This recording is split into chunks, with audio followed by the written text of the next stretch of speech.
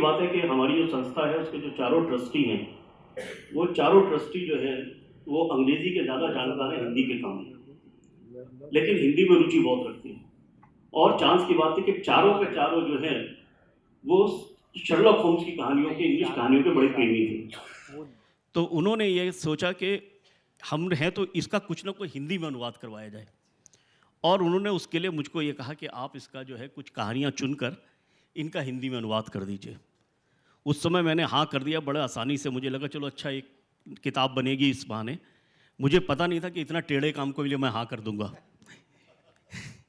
क्योंकि जब मैंने खुद पहले कहानियाँ पढ़ी थी जब छोटे थे तो इतना याद नहीं था। जब पढ़ना शुरू किया तो एक एक कहानी इतनी लंबी, बड़ी लंबी कहानी, और चूंकि इन्वेस्टिगेटिव स्टोरीज हैं, और सबसे बड़ी जो खासियत थी सर आर्थर कॉनन डॉयल के जिन्होंने लिखा, एक तो ये बड़ी अजीब सी बात है कि ये एक ऐसी सीरीज हो गई है जिसमें लोग राइटर से ज़्यादा उसके करेक्टर का नाम जानते हैं।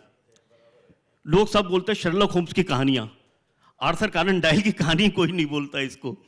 लेकिन ये उनकी सबसे बड़ी सफलता है कि उनके द्वारा एक ऐसा किरदार का निर्माण हो गया जो किरदार ही अपने आप में जो एक तरह से अमर किरदार हो गया उसके अंदर। तो मैं उसके अंदर ये था कि आर्थर कॉनन डॉयल के लिखने की शैली ऐसी है कि वो अपने करेक्टर के थ्रू जो है एक एक परत उतारते हैं, एक एक चीज़ खोल के चलते हैं। उनके उपन्यास, उनके जो कहानी लेखन है उसके अंदर, या कथा जो उनका लेखन है, कोई छुपाव नहीं है। वो इन्वेस्टिगेशन को एक एक हिस्से को स्पष्ट करते चलते हैं।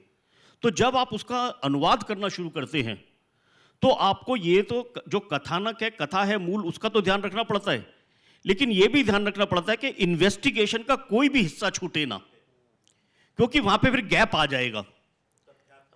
तथ्यात्मक तरीके से आपको बिल्कुल उस पर सटीक रहने का है उसके अंदर। और इतनी लंबी कहानी में उसको पूरा पकड़ के चलना अपने आप में बहुत बड़ी चुनौती थी। फिर अनुवाद में एक जो समस्या आती है कि सारा माहौल बदल जाता था, वहां का माहौल, लेकिन हम उसको अपने माहौल में नहीं बदल सकते, नहीं तो उसका सारा हिसाब किताब बदल जाएगा, समझने की चीज बदल जाएगी। तो आपको माहौल भी वहीं का पकड़ के चलना है। जब रीडर पढ़े तो उसको लगे कि हाँ मैं उसी जगह पर हूं, उसी देश में हूं जहां की यह कहानी कही जा रही है।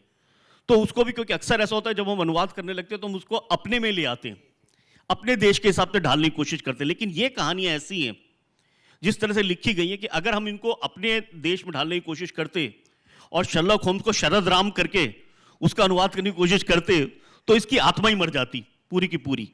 तो उसको पूरा ध्यान रखते हुए चलना, और साथ साथ ये रखना, जैसे कहा कि जो भी पढ़े उसको लगे कि ऐसा आनंद आए कि वो originally sir Arthur Conan Doyle को हिंदी में पढ़ रहा है, वो संजीव निगम के लिखे हुए को नहीं पढ़ रहा। उस चीज को पकड़ के चलना। और तीसरी बात यह थी कि मैं ये चाहता था कि अनुवाद मेरा इतना सरल हो, भाषा इतनी सरल हो कि जो कि कोई भी पढ़े और उसका आनंद ले सके। तो ये सब सारी चीजों को रखते, इसीलिए मैंने कभी किसी एक भी करेक्टर का नाम नहीं बदला। जो भी नाम थे उसी करेक्टर के रखे, जगहों के नाम वही रखे जैसे थे, और जो माहौल उस समय का था कि घोड़ा गाड़ी चल रही है तो घोड़ा गाड़ी को ही वहां पे उस तरीके से इस्तेमाल किया। और पूरी तरह से एक रिसर्च की या सोचा, उनकी स्टोरीज वगैरह भी देखी कि कोचवान बैठता है तो कहाँ बैठता है, उसमें कोचवान के साथ जैसे एक जगह बैठने का तो कोचवान के साथ वाला व्यक्ति किधर बैठता है। इन सब चीज़ों का भी पूरा ध्यान रखा ताकि अनुवाद करते समय वो पूरी तरह 100% एक बिल्कुल खरा अनुवाद निकले। बहुत बढ़िया। लेकिन कभी आपको ऐसा लगा कि उसमें कुछ ऐसा अनुवाद है जिसको भारतीय तरह से लिख दिया जाए क्योंकि भारत के पाठकों के लिए वो समझ में ना आए या वो संदर्भ अलग हो?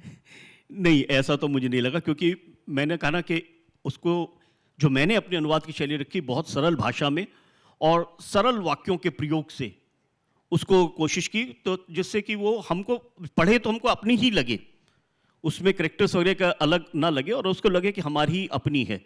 तो उसको मुझे कहीं पर भी उसका भारतीयकरण करने की आवश्यकता महसूस नहीं। और दूसरी एक बात यह कि चूंकि शर्लॉक होम्स की ये जो कहानियां हैं, जो शर्लॉक होम्स से रिलेटेड कहानियां हैं, वो इतनी लोकप्रिय हैं कि अगर मैं उसका भारतीयकरण करता तो लोग पहले ही इतना पढ़ चुके हैं उसे कि शायद वो उसमें बनावटीपन लगता। तो वो बनावटीपन जो है वो जो मेरा अनुवाद होता उसको बहुत नुकसान पहुंचाता। इसलिए मैंने उसको कोई भी इस तरीके का भारतीयकरण कहीं भी करने की उसकी चेष्टा नहीं की। जी जी। और सर क्या ऐसा कभी लगा आपको कि जो उनकी जो लेखन शैली है, जिस तरह उन्होंने अपनी स्टाइल दी है, क्या आपने उनके स्टाइल को बदलने की कोशिश की है कहीं अपनी भाषा में? नहीं, बिल्कुल नहीं। बल्कि जो चुनौतियां आई, उन चुनौतियों को उन्हीं के स्तर पर जाके और एक तरह से उसी मानसिकता में जाकर उसका ये मुकाबला किया। जैसे एक कहानी है इसमें, नाचती आकृतियां, जो इसका जिसके ऊपर नाम लिखा गया है। अब उस कहानी में ऐसा है कि जो नाचती, जैसे हम बचपन में गोला और ऐसे बना के आदमी बना देते थे, उस तरीके से भाषा जो है, सांकेतिक भाषा में संवाद जो है वो लिखे, मतलब संदेश भेजे जा रहे थे आपस में।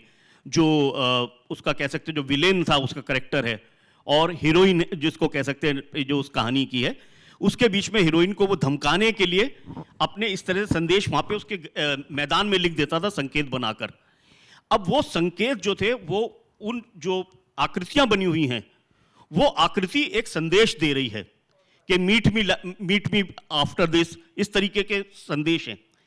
अब उसको मेरे सामने बहुत बड़ी चुनौती थी कि मैं कैसे हिंदी के अंदर लेकर आऊं, और मैं ये चाहता था कि वो बिल्कुल ऐसा ही हो जैसे अंग्रेजी में है, कि अगर ई है तो उसको हिंदी में भी ई हो।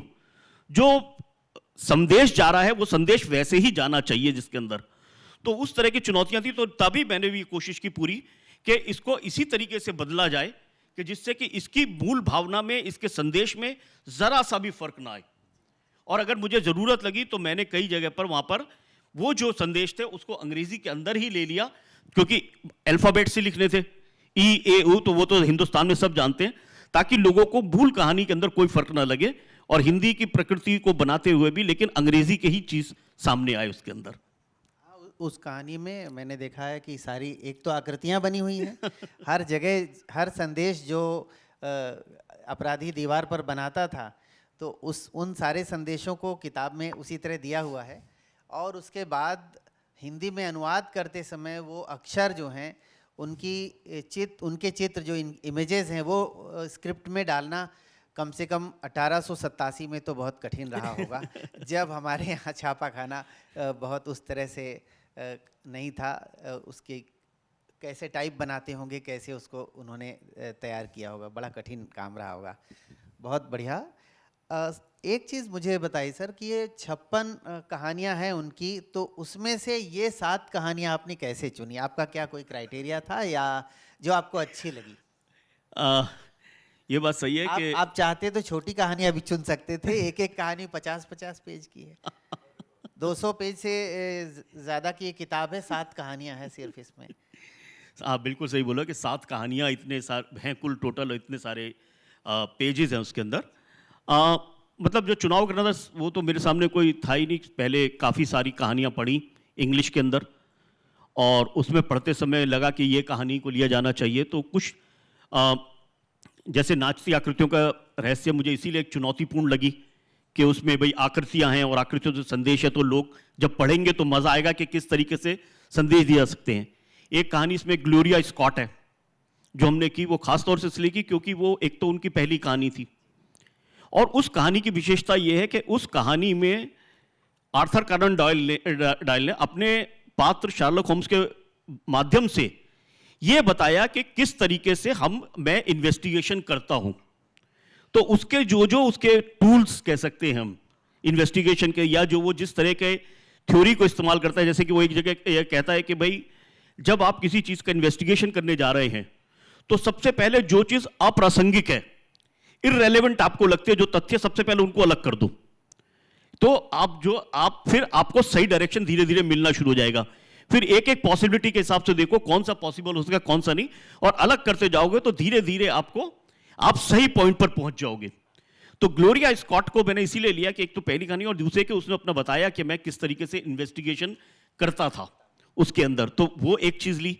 फिर इसके अंदर कुछ कहानियां थी, जैसे एक है संतरे के बीज कहानी है, वो बड़ी बढ़िया कहानी के 5 संतरे के बीज के माध्यम से एक माफिया गैंग वो धमकियां देता है लोगों को मारने की, और जिसको वो 5 बीज पहुंच जाते हैं उसकी मृत्यु निश्चित, कैसे भी ढूंढ के मार देगा, और उसको कैसे बचाता है ये करता है। तो अपने आप में बड़ी इंटरेस्टिंग थी कि उसके अंदर शिप्स में दौड़ थी, शिप्स के कैसे दौड़ के ये पहुंच रहा है, सब कर रहा है। तो इस तरीके से हर कहानी जो चुनी गई उस कहानी की अपनी कोई एक खास विशेषता थी जिसने एक आकर्षित किया कि इसके अंदर है वो एक चकत्तों वाले पट्टे वाली कहानी है। अब उसमें भी बड़ा मजा था, जैसे उसका जो इंग्लिश अनुवाद था उसका, अब हिंदी में क्या उसके अंदर जो डॉट्स वगैरह बने थे उसका हिंदी में क्या अनुवाद किया जाए समझ में नहीं आ रहा था। आखिर ढूंढते ढूंढते फिर मुझे चकत्ते शब्द समझ में आया कि भाई ये जो अलग अलग बड़े बड़े डॉट्स जो सांप पर बने होते कि ये उसके ऊपर एक चकत्ते से बने हुए हैं। तो इंग्लिश का अनुवाद लेते समय इस तरीके से उसको काम में लाया। कहीं पर ऐसा भी हुआ कि जैसे एक कहानी है रेगेट की पहेली, अब वो रेगेट वर्ड जो है उसका कोई हिंदी अनुवाद ही नहीं मिल रहा था, तो फिर हमने उसको वैसे का वैसे इस्तेमाल किया, लोगों को कंफ्यूज करके या कोई मनगढ़ंत कोई आर्टिफिशियल वर्ड देकर, और पाठक को कंफ्यूज करने से बेहतर था कि वही शब्द रख दिया उसके अंदर, रेगेट की पहेली करके उसको डाल दिया। तो इस तरीके से हर कहानी का चयन जब बहुत सारी की तो लगा कि ये जो रोचक कहानियां हैं, अच्छा 4 कहानियां खासतौर से चुनी, जो 4 कहानियां इसलिए चुनी कि उन 4 कहानियों में भारतीय संदर्भ है। वो कहानी कहीं ना कहीं से भारत से का कुछ ना कुछ संदर्भ उन कहानियों में है। तो मुझे लगा कि एक बार तो मेरा मन आया कि एक तो पूरा यही प्रोजेक्ट हो सकता है कि जो उसमें भारतीय संदर्भों की कहानियां हैं वैसी बनाई जाए। लेकिन उससे पहले दुर्भाग्य से मैं जो 3 कहानियां थी वो पहले अनुवाद कर चुका था। अब 50-50 पेज की 3 कहानियों का अनुवाद करके और उसको व्यर्थ करने की हिम्मत मेरे अंदर नहीं थी तो मैंने कहा कि अब उनको तो रखना ही पड़ेगा। लेकिन फिर एक विशेषता के रूप में 4 कहानियां वो चुनी जो भारतीय संदर्भों की कहानियां थी, जिसमें किसी में पुडुचेरी का जिक्र है, किसी में जो यहाँ पे सेकेंड वर्ल्ड वॉर के अंदर अंग्रेज थे उस टाइम पे उसका जिक्र है, टेढ़ा मेढ़ा आदमी जो कहानी है। तो उस तरीके से था, तो एक अलग विशेषता थी, एक अलग मतलब मुझे मन से वो कहानियों ने बहुत छुआ जिसमें भारत का जिक्र था, क्योंकि उसमें लगता था एकदम लगा अरे यार इतनी जो विश्व प्रसिद्ध कहानियां हैं जो इतनी उसमें वो वहां भी भारत मौजूद है, और वो भी उस समय मौजूद है जब भारत गुलाम था। तब भी हमारा इतना महत्व था कि हमको आर्थर कॉनन डॉयल जैसा जो व्यक्ति अंतरराष्ट्रीय व्यक्ति है वो उसको नहीं मिस कर सकता। तो उसको उन 4 कहानियों को इस खासियत से चुना था। और इन कहानियों में ये भी है कि 1880 के आसपास भारतीय छात्र वहाँ पढ़ने जाते थे। उसके साथ साथ वहाँ जो अंग्रेज अफसर होते थे जो रिटायर्ड होकर जाते थे वो भारत से जानवर मंगवाते थे पालने के लिए, चीता, लंगूर, नेवला और सबसे जहरीले सांप। आप सोच सकते हैं कि कैसे ये जानवर वहाँ इतनी दूर ट्रेवल करके जाते थे और उनके घर में उनके पास रहते थे। हाँ, बिल्कुल। वो कहानी जो है जो टेढ़ा मेढ़ा आदमी, हाँ, बड़ी अद्भुत कहानी है कि जो किस तरह इन जानवरों का उपयोग वो वहाँ छुपा कर करते थे, और उस समय शायद कोई इनको रोकने वाला पूछने वाला भी नहीं था। नहीं, चीता और सांप कैसे आप पाल सकते हैं, लेकिन शायद उस समय ऐसी छूट रही होगी जो उस समय वो पाल रहे थे अपने घर में। ये जो आपने कहा ग्लोरिया स्कॉट, ये यद्यपि उनकी पहली कहानी है लेकिन बहुत ही परिपक्व कहानी। हाँ। तो उसके बारे में थोड़ा बताएं, कैसे मुझे टाइटैनिक की याद आ गई एक तरह से उस कहानी को पढ़ के। ग्लोरिया स्कॉट की जो कहानी वास्तव में, क्योंकि एक समुद्र के बीच में ऐसा दिखाना कि जो कैदी जा रहे हैं जहाज पर, वो कैदी कैसे धीरे धीरे आपस में एक जो कि अलग अलग है कैसे आपस में संपर्क करते हैं, और धीरे धीरे संपर्क करके जो पुलिस और उनके खिलाफ कैसे षड्यंत्र तैयार करते हैं अपनी आज़ादी के लिए, और वो फिर अचानक किस तरह हमला करके और पुलिस वालों को मार के और कूद भागने की कोशिश करते हैं। वो अपने आप में सच में बड़ी रोमांचक कहानी है, क्योंकि वो जिस तरीके से संपर्क भी करते हैं वो भी इतना धीरे धीरे उसने दिखाया है। मतलब आर्थर कॉनन डॉयल के जैसे उन्होंने कहा कि सच में अगर पहली कहानी है तो पहली कहानी में कोई इतना परिपक्व राइटर हो सकता है, गजब की बात है कि किस तरीके से उन्होंने ये भी नहीं दिखाया कि जैसे हमारी फिल्मों में होता है झट से संपर्क हो गया और थट से कूद के जो है पहाड़ पे चढ़ गए, ऐसा नहीं, कि रोज के हिसाब से किस तरह वो धीरे धीरे कन्विंस करता है, किस तरह से लोगों को, जो एक व्यक्ति जो उनका जो मुख्य है जो सबसे पहले जब छूटना चाहता है, और कैसे लोगों को तैयार करते हैं, कैसे वो हथियार इकट्ठे करते हैं, कहाँ पर हथियार होंगे, योजना पूरी तैयार करते हैं, बिल्कुल चोरी छुपे के पुलिस वालों को पता ही ना लगे जो वहाँ पर हैं, और फिर अचानक एक दिन से हमला करते हैं, पूरे जहाज में हंगामा हो जाता है। तो वास्तव में वो कहानी एक अपने आप में बड़ी ही रोमांचक कहानी है इसके अंदर। और उसी के अंदर मैंने जैसे बताया कि शर्लॉक होम्स अपने जो तरीके हैं उनको भी धीरे धीरे खोलता है कि मैं किस तरीके से इन्वेस्टिगेशन करता हूँ इसके अंदर। तो वो इस हिसाब से वो कहानी अपने आप में वाकई में बहुत रोचक कहानी है। और वो कहानी वहीं ख़त्म नहीं होती, जब कुछ लोग जो बच जाते हैं वो वहाँ से फिर ऑस्ट्रेलिया किसी दूसरे जहाज में जाते हैं शरण लेकर, वहाँ कुछ साल नौकरी करते हैं और वो सब अमीर आदमी बनकर वापस आकर इंग्लैंड में रहना शुरू करते हैं, नाम बदलकर। इस कहानी के बारे में आपको एक और रोचक चीज़ बता दूं, जबकि इसका अनुवाद से लेना देना नहीं है, लेकिन सिर्फ इस एक कहानी की वजह से जो हमारी जेलों के अंदर लाइब्रेरीज खुली हैं, मैं अपनी किताब उसमें नहीं भेज पाता क्योंकि इसके अंदर लिखा है कि कैदी लोग कैसे इकट्ठे होके और पुलिस वालों को मार के निकल जाते हैं तो मैं खुद चयन करता हूं उन किताबों का, लेकिन मुझे अपनी ही किताब को रिजेक्ट करना पड़ता है सिर्फ इस कहानी की वजह से। बिल्कुल बिल्कुल। और कहानी भी बहुत अद्भुत है क्योंकि वो कहानी उसके बाद 30 साल बाद तक चलती है और अगले संग्रह में जब भारतीय संदर्भों की कहानी आएगी तो मुझे लगता है अच्छा, आपने ये नहीं कहा कि वो पेज ही फाड़ दो उसके अंदर 50 पेज जी जी। संजीव जी, मैं ये एक जानना चाहता हूँ कि जो पश्चिम में इस तरह के जासूसी उपन्यासों की परंपरा है, तो भारत में ऐसे कौन कौन से लेखक हैं जिनकी इस तरह की सीरीज या इस तरह की चरित्र जो इस तरह के हैं कुछ जो प्रचलित हुए हों? नहीं, हमारे यहाँ तो थे ही देवकीनंदन खत्री जी का पूरी सीरीज थी जी, पूरी, गोपाल राम गहमरी मरी, हमारे यहाँ भी है, लेकिन हाँ, इब्ने शफी और देवकीनंदन खत्री जी के तो अपने समय के अंदर बहुत ही भयंकर उसका हुआ था। लोग कहते हैं कि उर्दू वालों ने हिंदी सीखी, उनके ये अय्यारी के जो ये अय्यारी को उसमें वर्ड यूज किया था उन उपन्यासों को पढ़ने के लिए। लेकिन पता नहीं क्या है कि लेकिन ये जो कालजयी जो चीज़ जो शर्लक होम्स के उसमें है, वो दम उन हमारे यहाँ जो लिखी गई उनमें नहीं रहा।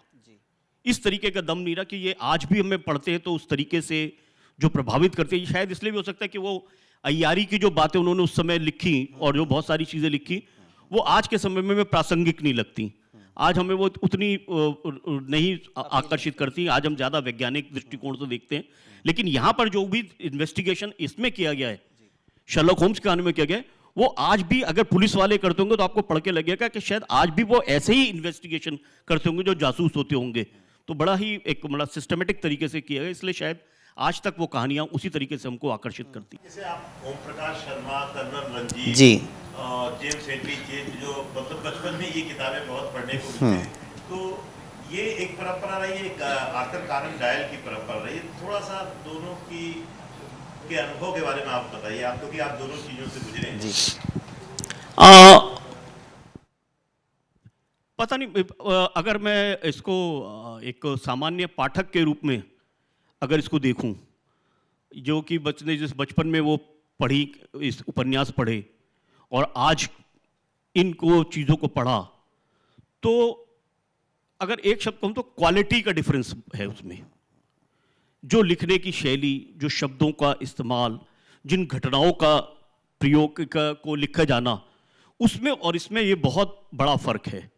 इन्होंने जिस स्तर पे सोचा है वो आपको सब चीज़ें लगता है कि हाँ ये व्यवहारिक है, ये ऐसा हो सकता है, ये एकदम आपको लगता है हो सकता है कि कुछ चीज़ें उनके सामने से आंखों से गुजरी भी हों, हो सकता है कुछ कहानियां उन्होंने पुलिस फाइलों से उठा ली हों और फिर अपने आप डेवलप किया हो।